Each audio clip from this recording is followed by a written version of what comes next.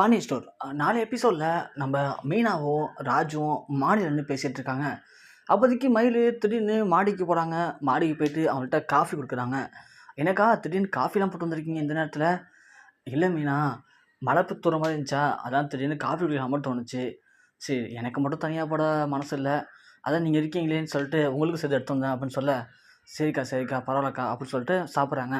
அப்போதைக்கு தங்கமேல் கேட்குறாங்க, என்ன மீனா ராஜி 2 பேரும் ஏதோ பேசிட்டு இருந்த மாதிரி தெரிஞ்சது, நான் வந்து ஊடால எதுவும் தொல்லை பண்ணிட்டேனா அப்படின்னு கேட்க, ஐயோ அதெல்லாம் இல்லைக்கா, நாங்கள் என்ன பேச போகிறோம், இந்த டியூஷன் எடுக்க போனது வந்தது, அதனால் மாமா திட்டினது, இதை தாக்கா பேசிகிட்டு இருப்போம், வேறு என்ன நாங்கள் பேசிகிட்டு போகிறோம் அப்படின்னு சொல்ல, உடனே மீனா சொல்கிறாங்க, அதெல்லாம் இருக்குண்டுக்கா, என்ன ஹனிமூன் போயிட்டு வந்ததுலேருந்தே ஒரு மார்க்கமாக தான் இருக்கீங்க, ஹனிமூன்லாம் வேறு லெவலில் இருந்துச்சு அப்படின்னு சொல்லி மீனா சொல்ல, உடனே ராஜு சொல்கிறாங்க, ஆமாக்கா நான் கூட கேட்கணும்னு நினச்சேன் அக்கா, எங்கள் வீட்டிலலாம் நான் எங்கள் அப்பாலாம் போகும்போது நிறைய இடத்துக்கு போயிருக்கோம். ஆனால் நாங்கள் போய் ரூம் புக் பண்ணும்போதெல்லாம் 10,000 15,000 ரூம் வரும். அந்தளவுக்கு ஹோட்டல் ஃபெசிலிட்டிஸும் நல்லா இருக்காது. ஆனால் நீங்கள் உண்மையிலே கெட்டி கை தான்க்கா, 5,000 ரூம் கொடுத்து சென்னையில் போய் அப்படி ஒரு சூப்பரான ஹோட்டல் தங்கிட்டு வந்திருக்காங்களே அப்படின்னு சொல்ல, மீனா கூட சிரிப்பு வருது. தங்கமயில் ஒன்று, ஐயோ இவ வேணும்னு தெரிஞ்சு கேட்குறாளா தெரியாமல் கேட்குறான்னு தெரியலையே அப்படின்னு சொல்ல, டக்குன்னு மீனா ஒன்று, அது போட்டுக்கா, இந்த ஃபோட்டோலாம் அமிச்சிங்களே குரூப்பில், வேறு லெவலுக்கா நீங்கள், உண்மையிலேயே உங்களை மாதிரிலாம் முடியாதுன்னு சொல்ல, தங்கமேலுக்கு ஒன்று வெக்கம் வந்துடுது. என்ன மீனா இப்படிலாம் பேசுகிறீங்க அப்படின்னு சொல்ல, ராஜு ஒன்று, ஆமாக்கா அந்த படுத்துக்கிட்டு முட்டை கொடுக்குற மாதிரி எடுத்த ஃபோட்டோ, சேர்ந்து எடுத்துகிட்ட ஃபோட்டோஸ்லாம் சான்ஸே இல்லைக்கா, எனக்கு கூட அப்போலாம் தோணல பாருங்களேன் அப்படின்னு சொல்லவும், தங்கமேலுக்கு ஒன்று வெக்கம் வந்து கீழே ஓடிடுறாங்க. இந்த பக்கம் சரவணன் அவருடைய ஃப்ரெண்டுகிட்ட பேசிகிட்டு இருக்காரு ஃபோனில், இந்த மாதிரி பணம் வேணும்னு கேட்டு. ஆனால் அவருடைய ஃப்ரெண்டு வந்து இப்போதைக்கு என்கிட்ட பணம் எதுவும் இல்லை, அவ்வளோ பணம் இல்லைன்னு சொல்லவும், சரவணனுக்கு ஒரே ஃபீலிங்காக இருக்குது. மயில் ஒன்று, என்னங்கம்மா கிளம்புனீங்களா வேலைக்கு? இல்லை மயில், இந்த ஃப்ரெண்டுகிட்டலாம் பணம் கேட்டேன், எல்லாருமே ஒரே மாதிரி தான் சொல்கிறாங்க, பணம் கையில் இல்லை கையில் இல்லைன்னு சொல்லிட்டு, என்ன பண்ணுறதுன்னு தெரில. ஏங்கம்மாம்மா? அதான் மயில் சொன்னல, தம்பிங்க நம்ம ஹோட்டல் தங்கி இருக்கிறதுக்கு கடன் வாங்கி பணம் கொடுத்தாங்கன்னு சொல்லிட்டு, இது வரைக்கும் யார்கிட்ட வாங்கினானுங்க அப்படிங்கிறத சொல்லவும் மாட்டுறானுங்க.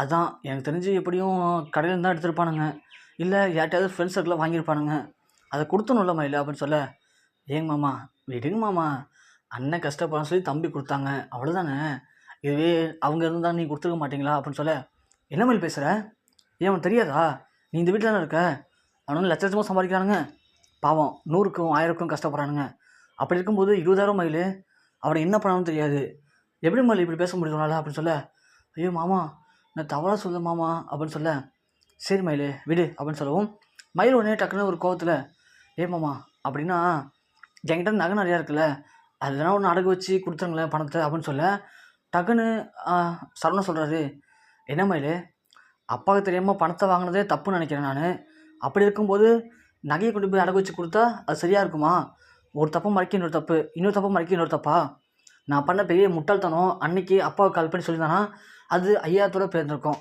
ஆனால் அன்னைக்கு நான் அதை மறைக்கணும்னு நினச்சனால தான் இன்றைக்கி இவ்வளோ பெரிய மன உளைச்சல் நான் இருக்கேன், அதில் போயிட்டு நீ நகையை வைக்கணும்னு சொல்லிட்டுருக்க, அதெல்லாம் ஒன்று வேணாம் மயில் அப்படின்னு சொல்ல, மயிலுக்கு அப்போ தான் புரியுது, நல்ல வேலை மாமா வேணான்னு சொல்லிட்டாரு, நாம் வேறு ஏதோ ஒரு அவசரத்தில் இப்படி சொல்லிட்டோம், நாம் வச்சுக்கிறதோ கவரிங் நகை, அது மட்டும் மாமாவுக்கு தெரிஞ்சுது, ஐயோ நல்ல வேலைப்பா அப்படின்னு நினைக்கிறாங்க.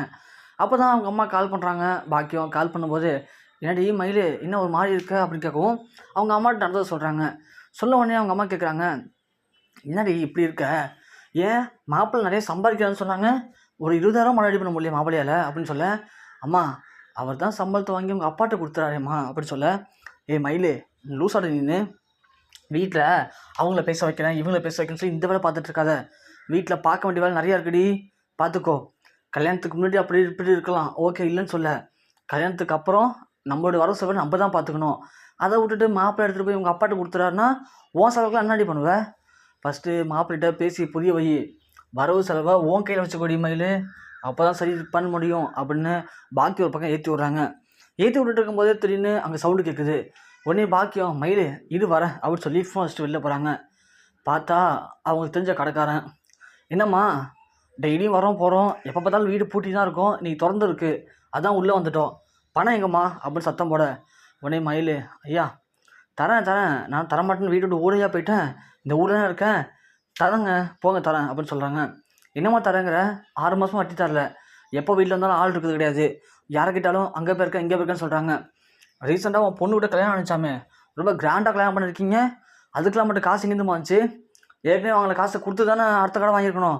இப்படி நீ இப்படி கடனை வாங்கிட்டு வந்தானே எப்போ தான் தருது அப்படின்னு சொல்லி சத்தம் போட, அண்ணன் தரேண்ணே, என் வீட்டுக்கார் வெளில போயிருக்காரு, ஒரு ஜோலியாக தான் போயிருக்காரு, அவர் வந்தோடனே காசோட வருவார், வந்தவுடனே உங்கள் வீட்டுக்கு காசு தேடி வரும், போங்க பார்த்துக்கலாம் அப்படின்னு சொல்ல அப்படியே இன்னும் 2 3 கடைக்காரங்க வந்துடுறாங்க.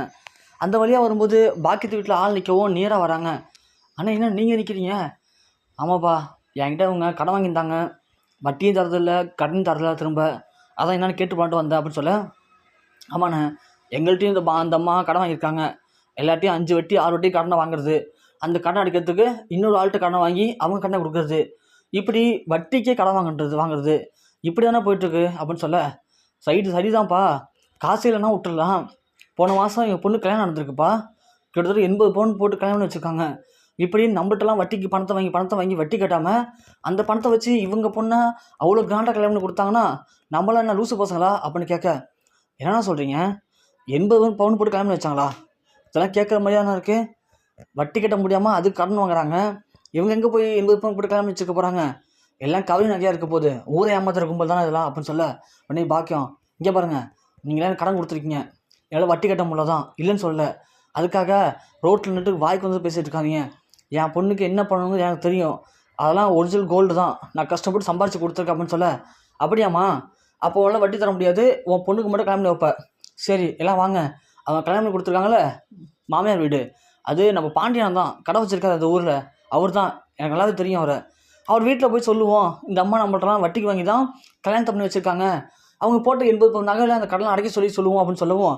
அப்போ தான் பார்த்து பாக்கியத்தோட புருஷன் வராரு, ஐயா நிப்பாட்டுங்க, தயவு செஞ்சு அங்கெல்லாம் போயிடாதீங்க, எங்கள் குடும்ப மானத்தை வாங்கிடாதீங்க, என் பொண்ணுக்கு இப்போ தான் கல்யாணம் பண்ணி வச்சுருக்கான், அங்கெல்லாம் தயவு செஞ்சு போகாதீங்க, எனக்கு இன்னும் ஒரு 10 நாள் டைம் கொடுங்க, அதுக்குள்ளே உங்கள் எல்லாரோட கடனை அடைச்சிட்றேன், ஒரு இடத்துல எங்களுக்கு பணம் வர வேண்டியது இருக்குது, அது வந்துடுச்சுன்னா யார் கடன் நாங்கள் வச்சுக்க மாட்டோம், சத்தியமாக அடைச்சிருவோம் அப்படின்னு கெஞ்சிடாரு.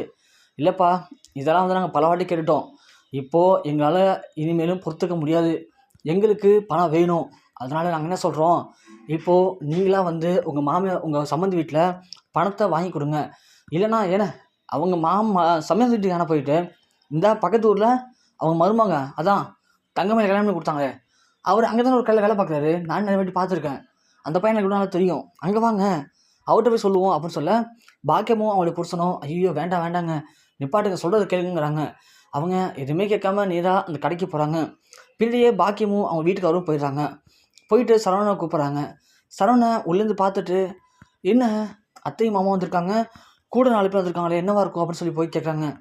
என்னம்மா என்னம்மாம்மா யார் இவங்களாம், ஏன் இங்கே வந்து நிற்கிறீங்கன்னு கேட்கவும், ஐயோ அது ஒன்றும் இல்லை தம்பி, இது ஒரு சின்ன வேலையாக வந்தோம், நீங்கள் போய் வேலையை பாருங்கள் போங்க அப்படின்னு சொல்ல, நிப்பாட்டுமா இருமா தம்பி, நீங்கள் சரவணன் தானே, நம்ம பாண்டியன பையன் தானே? ஆமாம் சொல்லுங்கள்.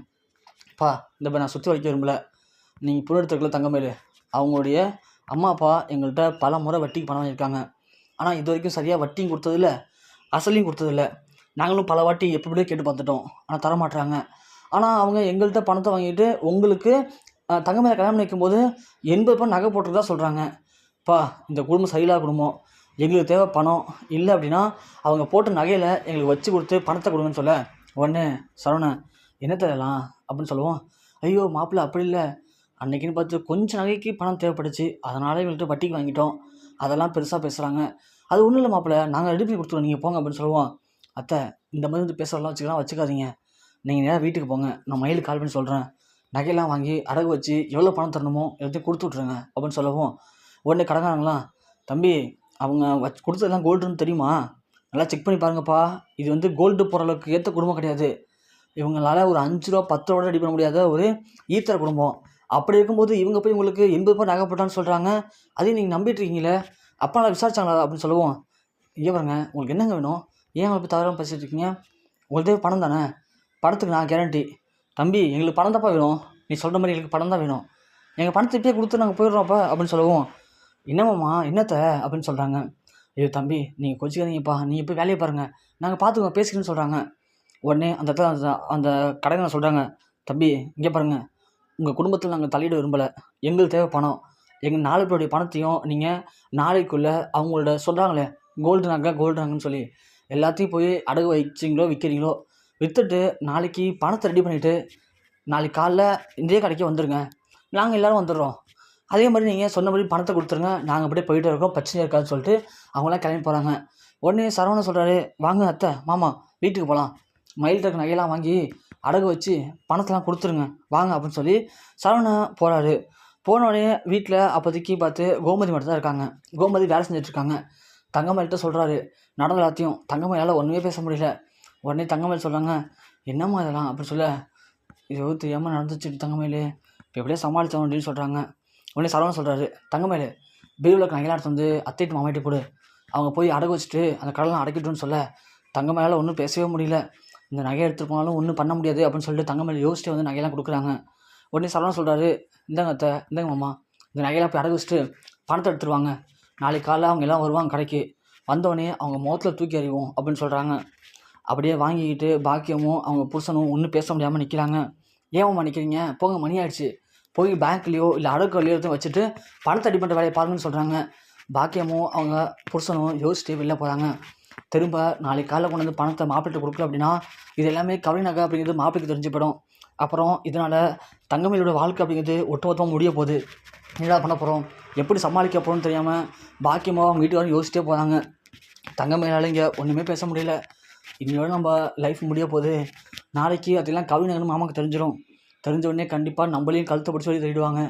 சோ இந்த அம்மாட்ட அப்பயே அடிக்கடி சொன்னேன், இப்போல்லாம் பொய் சொல்லாதன்னு சொன்னோம், கேட்கவே இல்லை.